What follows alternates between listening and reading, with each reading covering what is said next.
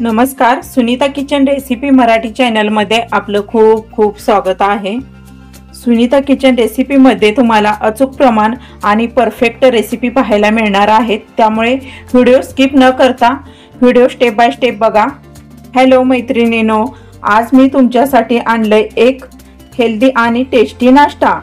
मोड आलेल्या मुगापासून तयार होणारे सुपर हेल्दी पॅनकेक, प्रोटीनने भरपूर, सहज पचणारे आणि अगदी कमी तेलामध्ये तयार होणारे हे पॅनकेक तुमच्यासाठी, तुमच्या कुटुंबासाठी परफेक्ट ऑप्शन आहे। सकाळचा ब्रेकफास्ट असो किंवा संध्याकाळचा स्नॅक्स टाइम, या पॅनकेकची चव तुम्हाला नक्कीच आवडेल। तर चला पटकन बघूया हेल्दी पॅनकेक अगदी सोप्या पद्धतीने आणि घरगुती पद्धतीने। आता आपण रेसिपीला सुरुवात करूया। साहित्य पाहूया। इथे मी मोड आलेले मूग घेतलेले आहेत, तर हे स्वच्छ धुवून घेतलेले आहेत। त्याचबरोबर एक कांदा बारीक चिरलेला, 2 हिरव्या मिरचीचे तुकडे, थोडीशी कोथिंबीर, अर्धा चमचा जिरे, चवीनुसार मीठ, पाव चमचा आमचूर पावडर, अर्धा चमचा लाल तिखट, पाव चमचा हळद, टोमॅटो आवडत असेल तर एक टोमॅटो बारीक चिरूनही घालू शकता। त्याचबरोबर 2 चमचे कॉर्नफ्लोअर, 2 चमचे मैदा, 2 चमचे तांदळाचे पीठ, 2 चमचा बेसन। पॅनकेक शेकण्यासाठी तेल किंवा तूप, हे झालं साहित्य आपलं। एका मिक्सरच्या भांड्यात मोड आलेले मूग टाकून घ्यायचे, अर्धा चमचे जिरे, 2 हिरव्या मिरच्या, झाकण लावून सुरुवातीला हे कोरडं फिरवून घेऊया। तर बघू शकता सुरुवातीला मी कोरडं फिरवून घेतलेलं आहे। आता याच्यामध्ये लागेल तसं पाणी टाकून याची मऊसर अशी पेस्ट बनवून घेऊया।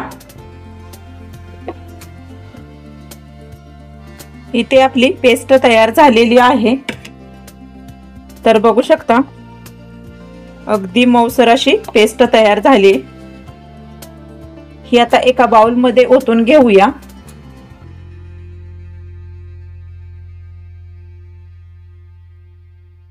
या ओतलेल्या पेस्ट मध्ये आता आपण सर्व पिठे टाकून घ्यायची।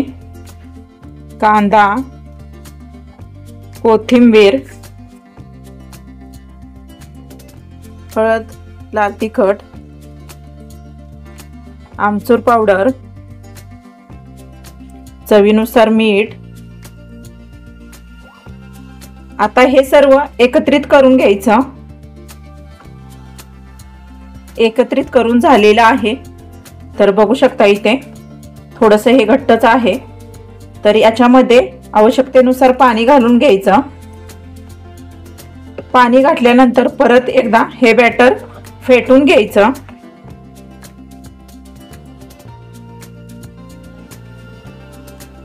बॅटर व्यवस्थित मिक्स करून झालेलं आहे। आता आपण याचा पॅनकेक बनवायला घेऊया। पॅनकेक बनवण्यासाठी मी गॅस चालू करून पॅन गरम करून घेतलेला आहे। गॅस थोडा स्लोच ठेवायचा। याच्यामध्ये तेल टाकूया 1 चमचा। तेल थोडं पसरून घ्यायचं या पॅनला पूर्ण। तेल थोडं गरम करून घेऊया। पॅनकेक बनवण्यासाठी इथे मी वगैरे भरून घेतलेला आहे, तर आता तव्यामध्ये पसरून घेऊया।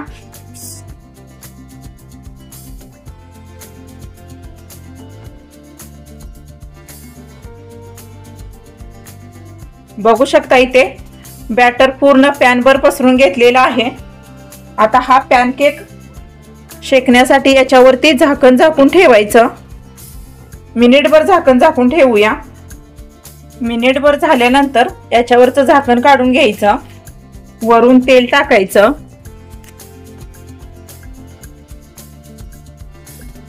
पसरून घेऊया।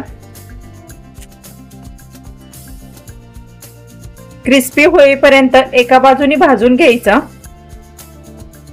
तर अगदी क्रिस्पी असं भाजलेला आहे। याच्या कडा रिकाम्या करून घ्यायच्या। कडा रिकाम्या करून घेतल्यानंतर हा पॅनकेक उलटून घ्यायचा।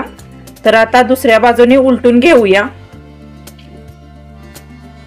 बघू शकता किती छान क्रिस्पी असा बाहेरून भाजलेला आहे। आता आपण दुसऱ्या बाजूनेही असंच क्रिस्पी भाजून घेऊया।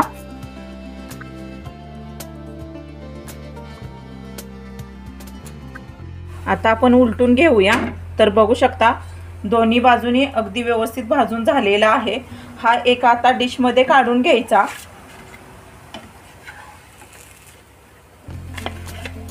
बघू शकता इथे पॅनकेक अगदी दिसायला अप्रतिम दिसतोय, बाहेरून क्रिस्पी आतून असा सॉफ्ट असा हा पॅनकेक तयार झालेला आहे। आता याच प्रकारे आपण सर्व पॅनकेक बनवून घेऊया। बघू शकता इथे आपला पॅनकेक तयार झालेले आहेत।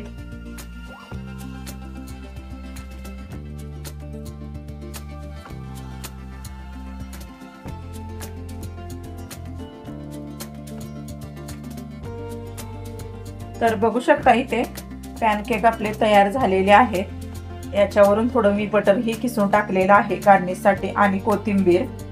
तर हा पॅनकेक बाहेरून क्रिस्पी असं याचं टेक्स्चर, आतून सॉफ्ट असा पॅनकेक तयार झालेला आहे। मोड आलेल्या मुगापासून पॅनकेक इथे मी तयार केलेला आहे।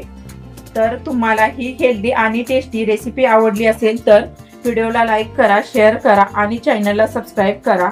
अशीच आणखी इंटरेस्टिंग रेसिपी पाहण्यासाठी बेल आयकॉन दाबा। पॅनकेक तुम्ही ही घरी ट्राय करा, त्याचबरोबर आनंदाने प्रतिक्रिया द्या आणि चव किती छान लागते हे सांगा। धन्यवाद।